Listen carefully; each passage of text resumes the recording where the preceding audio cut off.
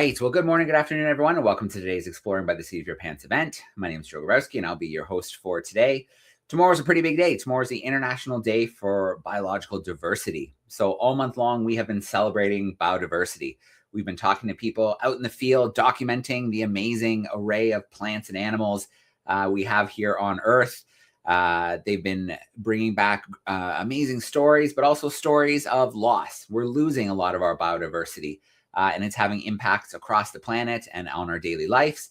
But then we're also getting great stories of success, of conservation stories, of people looking for solutions, of communities working together. So it's a real big mixture this month. We still have about 10 days to go. So if you head to exploringbytheseat.com, you can find more of the events we have coming up.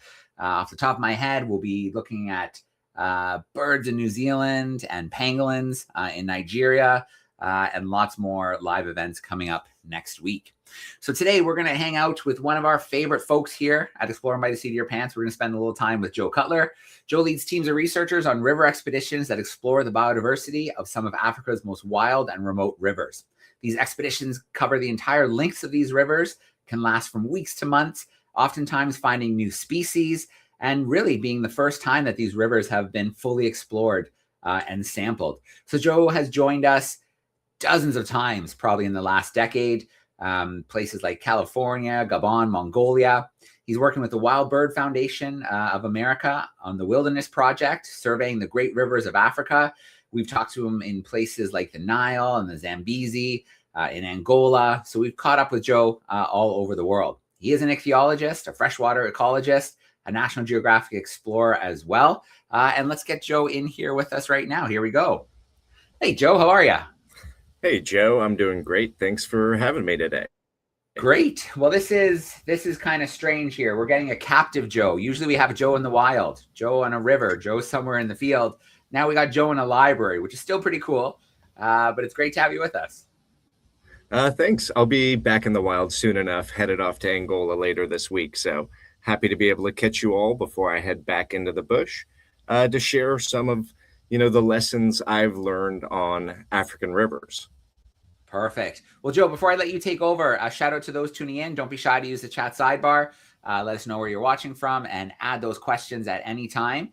But for now, Joe, if you're ready, I'll let you take over for a bit. All right. Thanks, Joe. I thank you for that great introduction, Joe. You covered a lot of my background. I'm really a fish geek. I've been traveling around the world studying freshwater fishes for the last decade plus, and my specialty is African freshwater fishes. And so I'm going to talk a lot about fish today, but that's not really the only thing I do. I study river systems. And my goal and our goal as a project is to understand these river systems, their current state, so that we can protect and manage them into the future. So I should shout out my current employer, the Wilderness Project, and their suite of associated NGOs.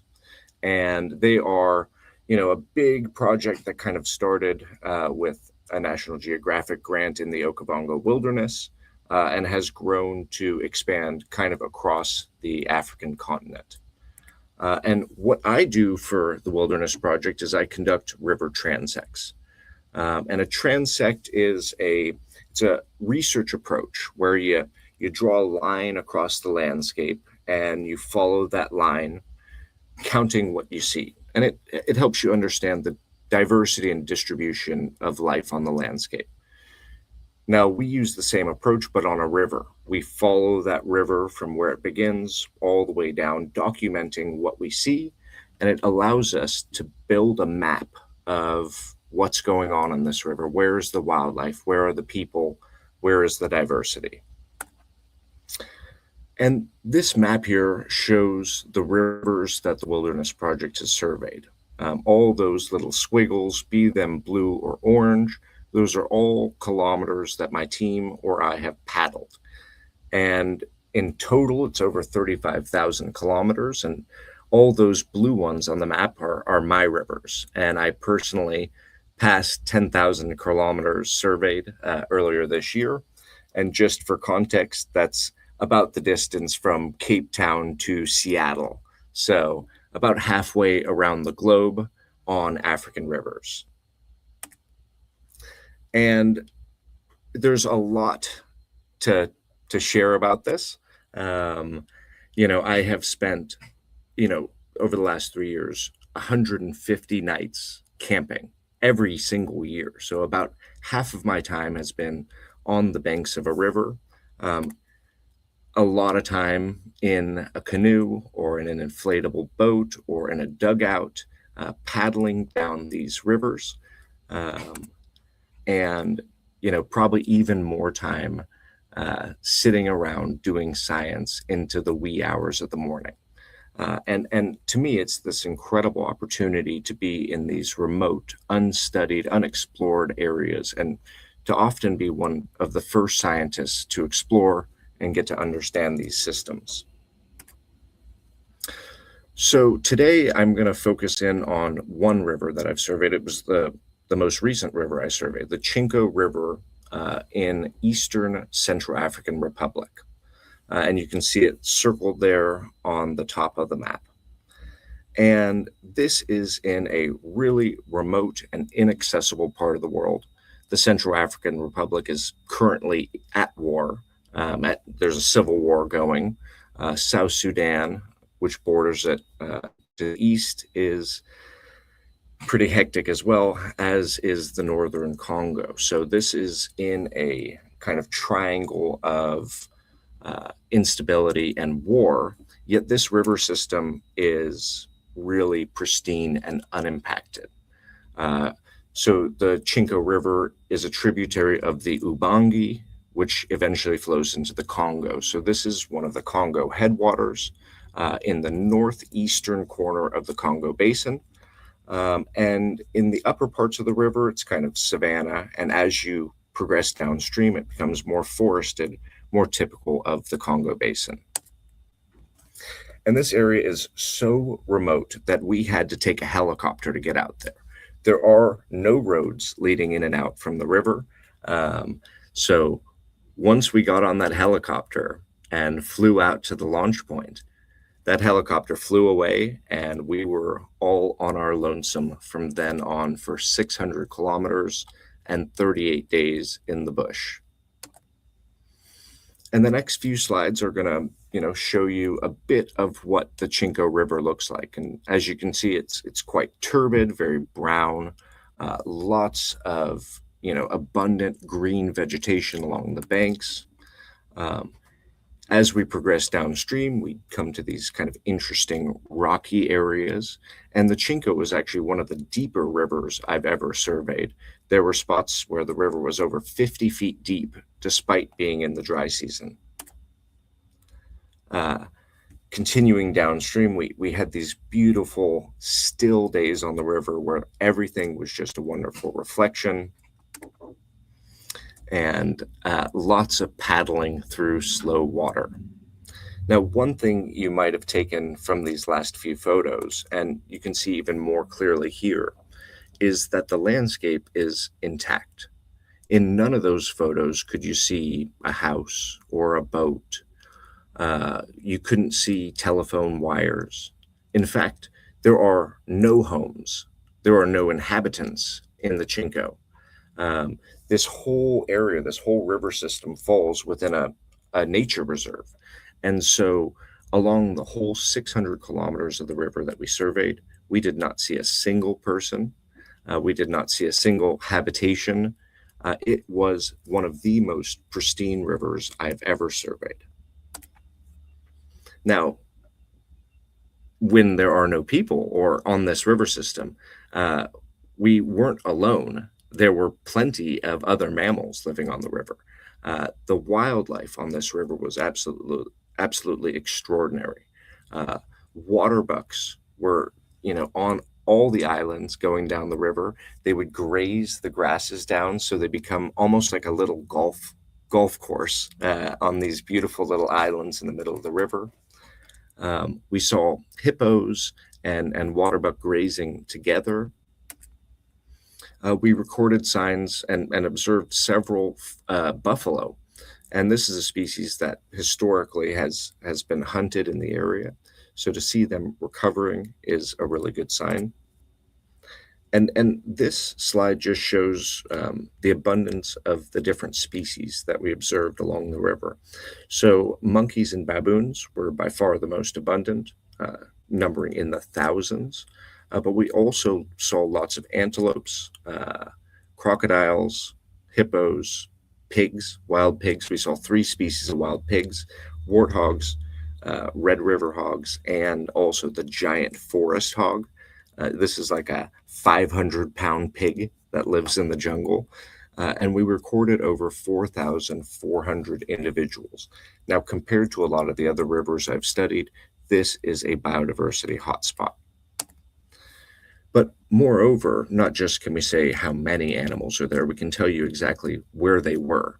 So as you're paddling down the river, you certainly are on the lookout for hippos, and we counted 64 of them on this transect, and this map shows their distribution on the landscape. Now, I must say, these were some of the most curious, lazy hippos I have ever seen. We often would come upon them, and they would just be sleeping on sandbanks. And this is a behavior I've seen nowhere else. And I think that they are really calm and relaxed because there is no hunting pressure in the system. So they're totally naive to the threat associated with a boat and people paddling down the river. Now, as I mentioned early on, I'm a fish geek, so we can't have a talk without sharing some of the cool fish. And the Chinco was a really exciting place to study fishes because only one group of scientists has ever studied it before, and we really knew very little about that system. The Congo is the richest basin in Africa, yet this corner of the Congo was so poorly explored, we didn't know if there were 30 species or more. And at the end of this expedition, we have confirmed that there are at least 120 different fish species in the Chinco Basin. And I'm going to show you some of the highlights of fishes we captured, in a moment. So our sampling was very complete. We sampled every single night going down the river and collected over 1,600 fish.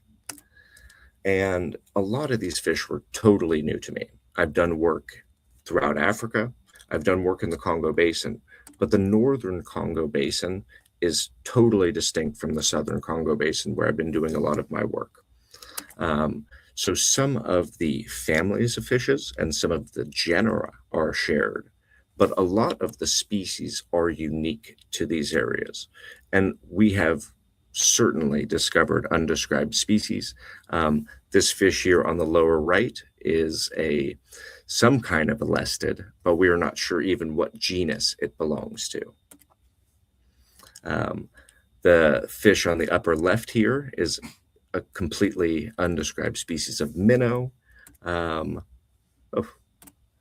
And there were also some giant fish in the Chinco River. So the Congo is very famous for having some of the largest freshwater fish in the world. And the Chinco system is, a real hotspot for these big fish. We caught 6-foot-long catfish. We caught Goliath tigerfish, which are considered one of the most impressive toothy predators in the world, and a ton of Nile perch.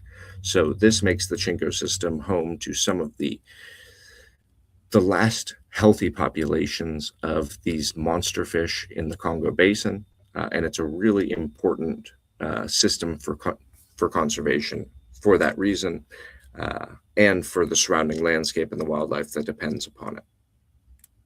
Oh, and that catfish on the upper right has to be one of the most extraordinary catfish I've ever seen before. It's a known species, but its scientific name is Angelicus, saying that it's just like an angel, and I kind of agree. So I just kind of want to share a few thoughts and lessons learned.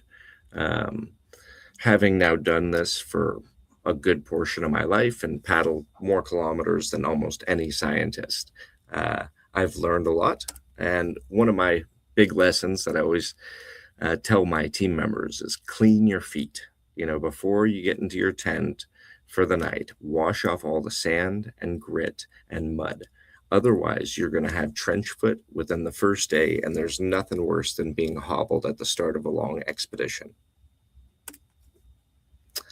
I've dealt with a lot of wildlife, and hippos are an omnipresent threat on these river transects that we do.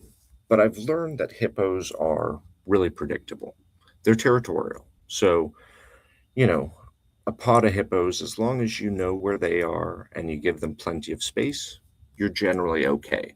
And most hippos are pretty passive. More than 99% of the hippos just let you go right by. But there are a few individuals that will be a bit more tricky to deal with. And these include, a big bull hippo with a harem, and he's trying to protect his harem from any intruders. That's the type of hippo that will charge your boat. Also, oftentimes females, when they have calves, they'll split off from the group. And so it's a mother and a baby all alone in the river. That's also a pretty scary situation. So there are occasions where your boat might get hit by a hippopotamus. It happens. It's happened to me actually twice at this point.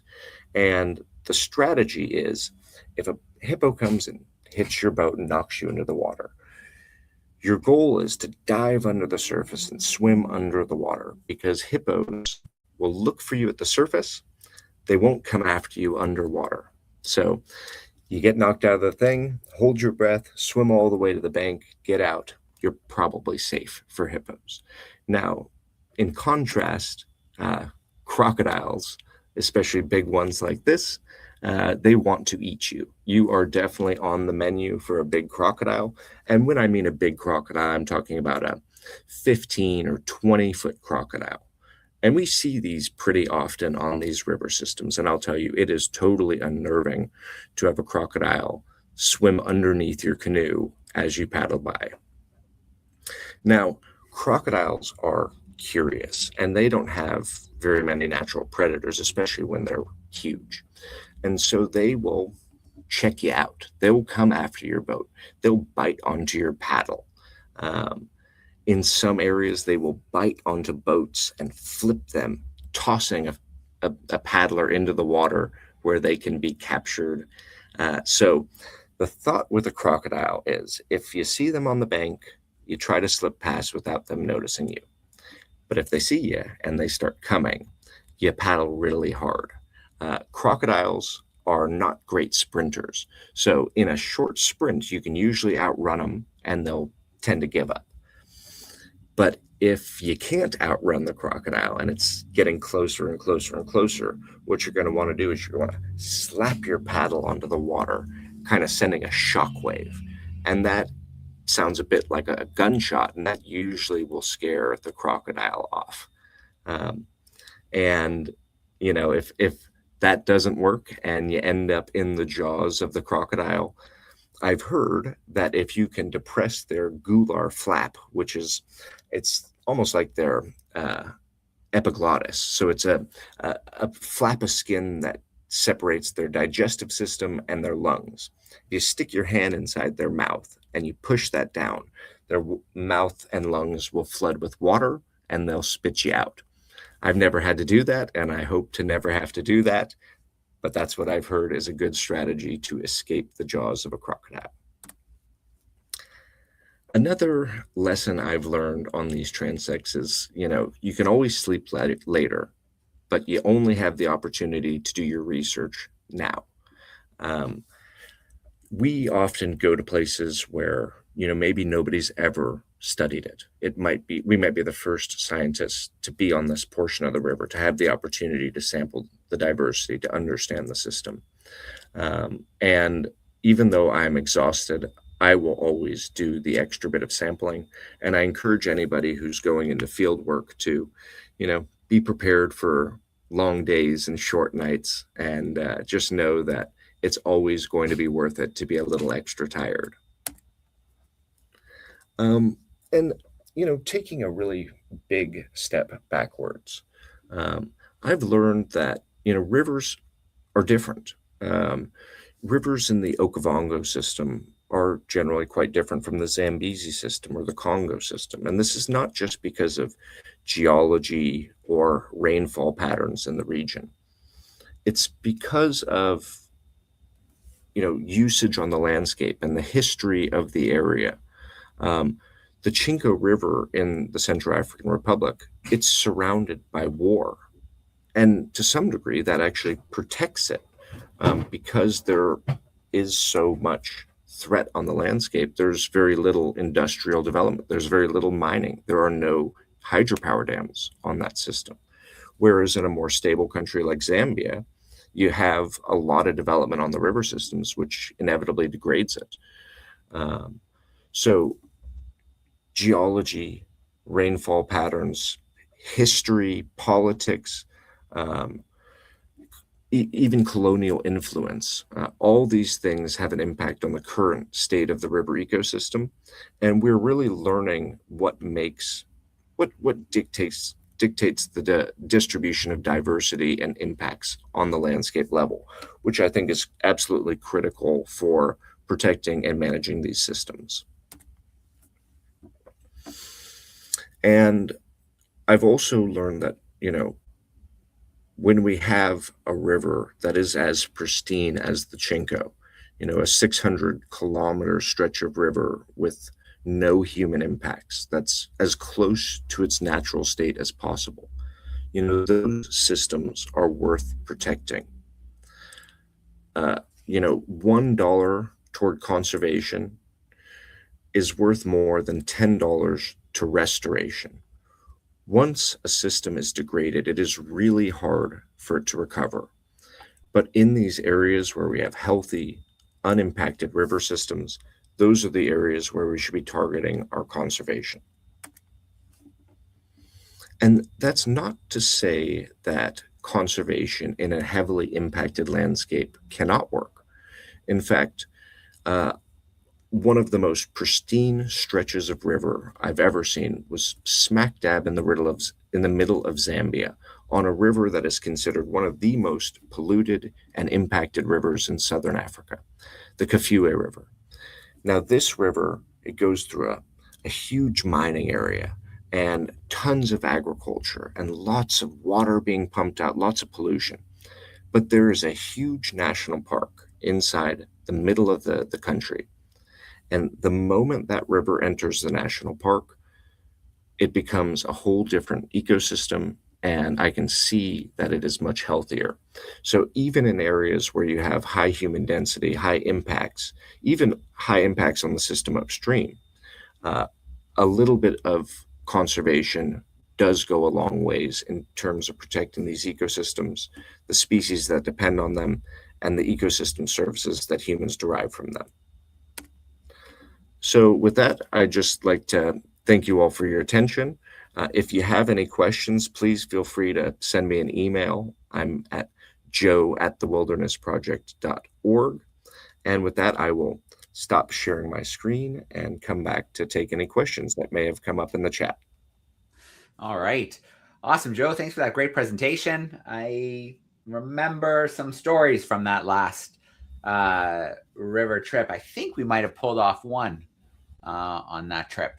I know it's kind of hit and miss when you're able to have a Starlink out in the field with you, but we always do enjoy those connections from the field.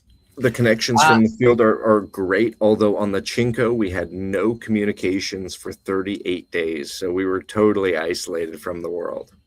That does sound pretty good. I think a lot of people could use a 38 isolation break from the world. I think that'd be pretty good. Yeah. Well, you know what? I think that's an interesting place to start, Joe. You're on a place like this, cut off from everything that's happening. How jarring is it to come back to a world where you can pull a computer out of your pocket, where you can order anything you want to your door in like less than a day, lots of noise? Like, what's it like when you come back from a trip? I often find it easier to go into the bush than to come out. The reverse culture shock is much harder for me than the culture shock of going there. And you've hit upon a lot of the things. It's extremely noisy. The average city street is just deafening. When you've been out listening to the birds and the bubble of the creek, it's a totally jarring experience. The other thing that's really weird, When you're on the river, you live with the cycle of the day. You wake up as the sun is rising and you know what birds are calling at what moment. You go to sleep when the sun sets. It might be 6:30 in the evening, but you're going to be exhausted. And then you get out of the bush and suddenly you have electricity and there's light. It's really weird and jarring to come out of the bush and back into civilization. But I'm not ready to make the full migration to living full time on the river. It is also exhausting and you wear down physically. You get a million cuts and scratches and bruises and infections, and you don't get to eat very many salads or fresh meals. So Yeah. inevitably, at some point, it's good to come out of the bush. Well, that works really well. I got some third graders wondering what you take along with you to keep fueled up.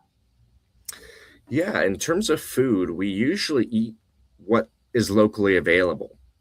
So in different countries, either corn or cassava or rice might be kind of the base of the diet. All those are dry and they pack well in a boat. And then we'll usually carry beans. So the average meal is rice and beans. When we are lucky, we can spice it up with some local vegetables or maybe some dried meats.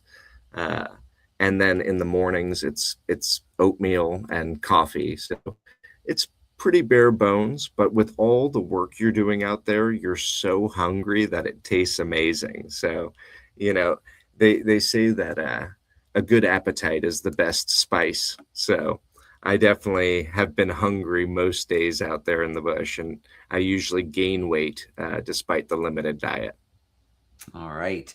Next question I have here for you, Joe, is, you could explore rivers closer to home. Why Africa as your base? Well, I do explore rivers closer to home. I do it in my free time. It's kind of what I love to do. I'm going to go out paddling today, in fact. But the reason I study rivers in Africa is because it's a huge gap. We know so little about these river systems. I grew up in California where there are literally thousands of ichthyologists, thousands of people studying rivers and fishes. Where I was working for my PhD in Gabon, there were maybe 10 people working on rivers and fishes. And this is a whole country, not just a state. And one of the really amazing things, because there are so few people working on these river systems, we are discovering new species all the time. I think maybe 10% or 15% of the fish species we encounter don't even have a scientific name. So to be on that kind of cutting edge between exploration and conservation and science is really, really cool. And I wouldn't trade my job for anything. It's kind of the dream gig. Yeah. Joe, some sixth graders are wondering about the tools you take in the field. What are some of the most important things for you in the field? And then they also want to know a little bit about how you're getting all those samples. Yeah, so we have a lot of equipment out in the field. It's definitely a big production. Usually we've got maybe 5 or 6 canoes loaded to the gills with equipment. So this will be all your cooking, camping equipment. It'll be all your life jackets, all your boating equipment, all your paddles. You've also got all your food, your water, your filter, and then there's all sorts of scientific equipment. And that's kind of my job, is making sure all the science stuff works. So we're carrying multiple drones. We're carrying multiple water quality probes to measure the water chemistry as we're going downstream. We're carrying sediment samplers for peat. We're carrying nets and traps for sampling fish and invertebrates. We're carrying chemicals into the field to be preserving and photographing our specimens. So there is a lot of equipment that we carry out there in the field, and all of it has its purpose. So we've trimmed it down so nobody's carrying anything that's dead weight. I think I bring like 2 shirts and 2 pairs of pants, and that's it in terms of clothing. But I always bring 2 pairs of glasses and 2 pairs of shoes, because those tend to break quite quickly. But in terms of catching fish, we use a lot of different things. We use dip nets, cast nets, seine nets, gill nets, traps. And then my favorite is we've got an electrofisher, which is it's like Ghostbusters for fish. You shock the water and it stuns the fish, and then you can catch them. And that's a really cool way to catch the kind of small unknown diversity in these rivers. So we use everything, and that's our way to try to see as much as we can. But it does end up being a lot of equipment. Every time I fly, I've got the most baggage of anybody getting on the airplane. So it's always an adventure. All right. So Joe, you talked about, it's tough work. You're usually pretty exhausted and worn down. Sometimes you're in places where there's no people around or electricity. So this question here in the chat wants to know, are there ever times where you're just kind of wake up and you're like, I can't do this today? And how do you kind of get through that? The only times I felt that way have been when I've been sick in the field. And there is nothing worse. I mean, it's already so hard and already so exhausting. There is nothing worse than being sick the whole time. And I've had a couple trips where I, either got a stomach bug or something. It was coming out of one end of me, and one end or the other. And that made it really difficult. And, you feel guilty when you got to shout to your team members that you need an emergency break from paddling to run up into the floodplains. So those are the only times where it really has felt like almost too much. And in those scenarios, what I've found is that your team carries you. We're never out there alone. We're always out in a team, and our teams are like family because we are out there with just each other for such long periods of time. We are incredibly reliant on one another, and we protect each other. So when someone is not feeling 100%, the other people step in and take care of them. And one of the greatest things about this work is that camaraderie that you build with your team members. And these could be people from different countries, people who speak different languages, but they're as close as family. Yeah, that's awesome, Joe. So you talked about some of the dangers on the water. So I've got the 6th grade classroom who's wondering, is there anything else, any other wildlife you have to watch out for when you're in these places? Yeah, definitely. Wildlife is not usually my biggest concern. I think the biggest concern is malaria. I mean, that is certainly the life-threatening thing that we deal with most. But on land, you've got elephants and you've got lions and leopards. I mean, any of which could take a person. There are tons of venomous snakes, and they'll be in the river and they'll be on the banks. They'll crawl under your tent at night. So those are risks. There's dangers navigating a river. There are rapids and there are waterfalls and there's fast moving water, whirlpools, quicksand. These are all real things that we deal with. But generally, I would say the most dangerous thing that I do for work is probably driving to and from the rivers. Roads and driving in a car is an extremely dangerous thing, and we all forget that. And it's really easy to see the risk of paddling down a river next to a hippo. But, that hippo weighs less than that car that's barreling down the freeway at you. So, I often like to put it in perspective that way. And I also know for me, I'm not cut out for a desk job in an office. So I think it'd be more dangerous for me to have a 9 to 5 than to be out on these river systems. Yeah, absolutely. I've got a question from some students here in Toronto, Ontario, Joe. They're wondering, do you have like a favorite fish or sample or, something you collected? Hey, Toronto. Thanks for the question. My favorite fish is the electric catfish. They are just one of the coolest fish. For people who like weird things, which I definitely do.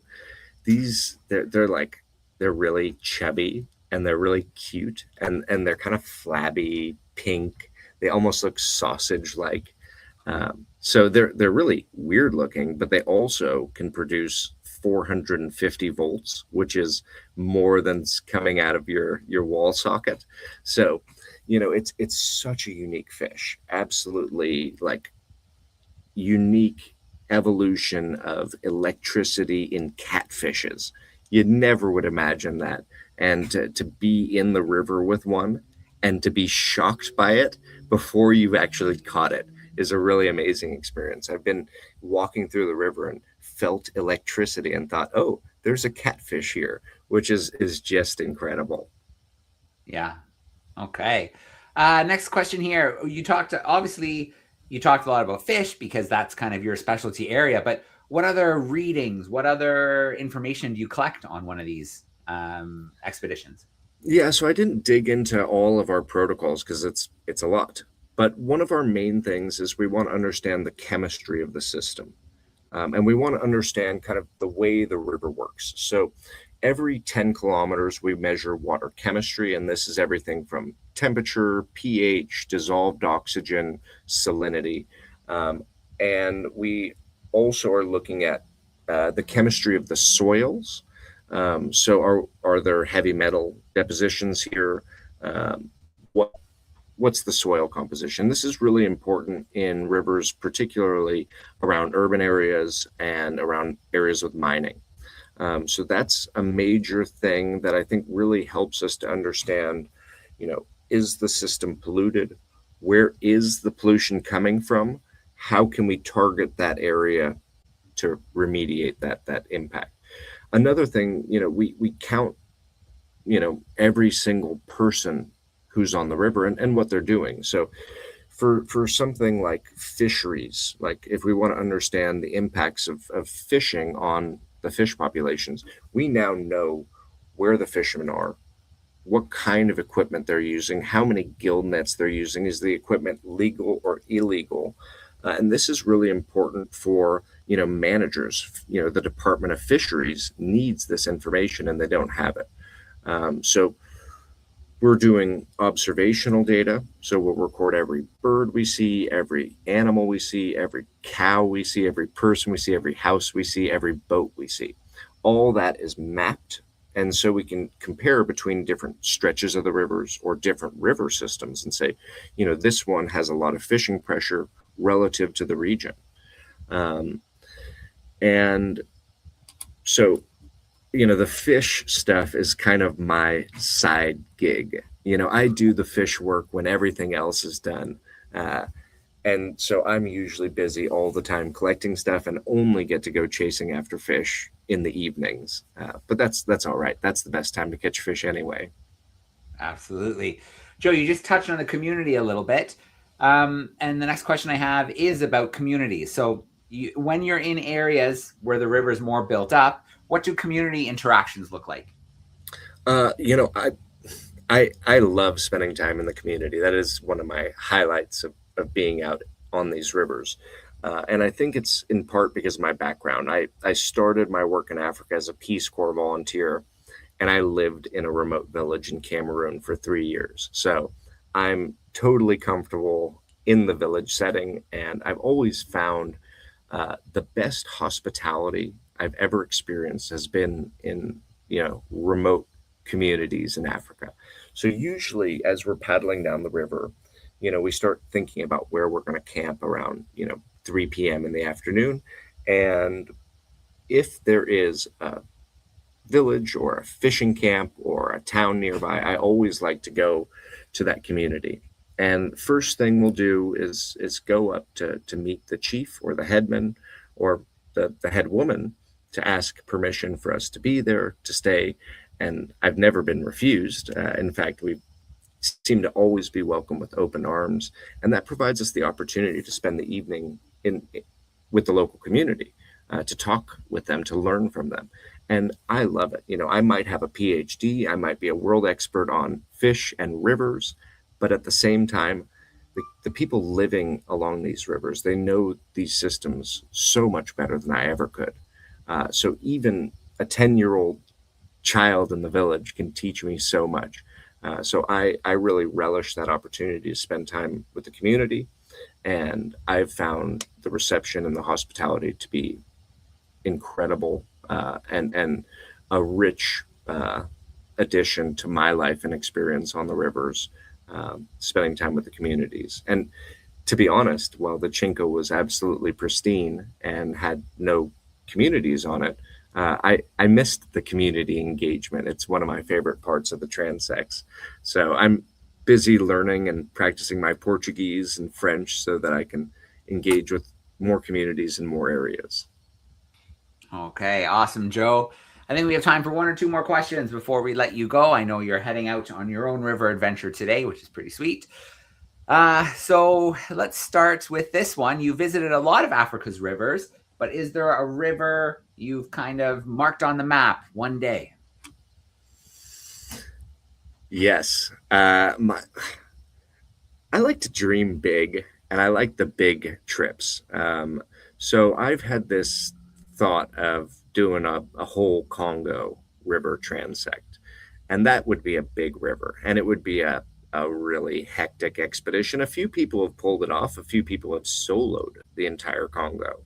I don't know if I'm that brave, but I do feel like I'm in a good position to, maybe think about trying to do the big Congo. And I think that would be the greatest adventure you could ever imagine. Yeah, absolutely.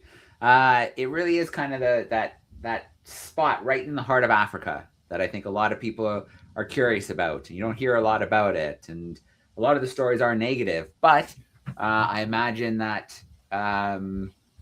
there's still some pristine places out there that'd be pretty incredible to see and to document and to bring some research, some science back from.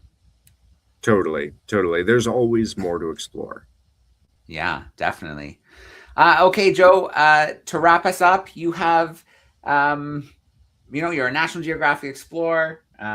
You've been able to explore some of the wildest rivers that we do have. What has been your wildest experience on one of these rivers? Oh man, it's hard to rank the wildest ones. Um, you know, one comes to mind, and obviously it's going to be a wildlife experience if you're asking about wild, and I've had Mm. lots of them. But there was one time where I had a hippo come up in front of my canoe, like right in front of it, maybe 3 feet in front of where I'm sitting. And it comes out of the water and it sees me and it panics. And when a hippo panics, what it wants to do is go straight to the bottom. And so it exhales all of its lung capacity. It just releases all this air and it dives down. But its exhale splashed water. So this hippo breathes and splashes me with its exhale, and I'm splashed by the water of the hippo's mouth, and then the smell and taste of the hippo. And it was like a fresh mowed lawn. It was actually delicious. But that was one of the most, I don't know how many people have smelled a hippo's breath and lived to tell the tale, but that was a really wild one. Yeah. And not dangerous at all. Yeah. Wow. Amazing. And what about rapids, Joe? I mean, you've probably had some experiences. I know you guys tried a portage, which means kind of get out, carry the gear around really, really rough patches. But I'm sure there's been some times where it's been like, maybe we can take this one, and it can get a little hairy. Yeah, I've had two capsizes. So, even when you're trying to be really conservative, it does happen. I would say I'm a pretty good paddler at this point, Mm. but, even so, every now and again you get flipped. I Yeah. had a time where, we had to just get all the boats across the river. And I had no problem. And then the second boat was coming and they flipped in just the worst spot and they got swept down the river. And there was a little waterfall down there. And I couldn't see where they were swept away to. And I, lost them for a couple minutes. And I'm like running down along the bank trying to find where they had ended up. And they were all safe. They had all kind of made it out before the waterfall. But I had a moment of panic thinking, 3 of my team members have just disappeared down the river and we're in the middle of nowhere. So we are, we try to avoid those situations. And, even a good paddler can still have a capsize at an inopportune moment. And it definitely is scary. And I've done some big whitewater rivers. And in those ones, you just try to walk. You walk your step around all the rapids that you can. Yeah. Well, Joe, I, for one, and I know many of the students who tune in are glad that you and the various teams you work with, take these calculated risks to shed lights on these amazing ecosystems and people and wildlife, these places that we're losing. Because I think it is so important to know, what's out there and understand our Earth systems better. So big shout out to you, Joe. Big shout out to all the various team mates and members you work with across Africa. It really is an amazing project. Yeah, thanks, Joe. To the classrooms who tune in and those who will catch the recording later, thanks so much for hanging with us. As always, we've got lots more coming up, so exploringbytheseat.com. Hope to see more of you throughout May and then into June when we launch into our ocean action before the end of the school year. But for now, we'll say goodbye. Hope everyone has a great rest of the week. Joe, have a good paddle today. Thanks for hanging out with us again. Thanks so much. Thanks for having me, and thanks for tuning in. All right. Thanks, everyone. We are going to disconnect for now.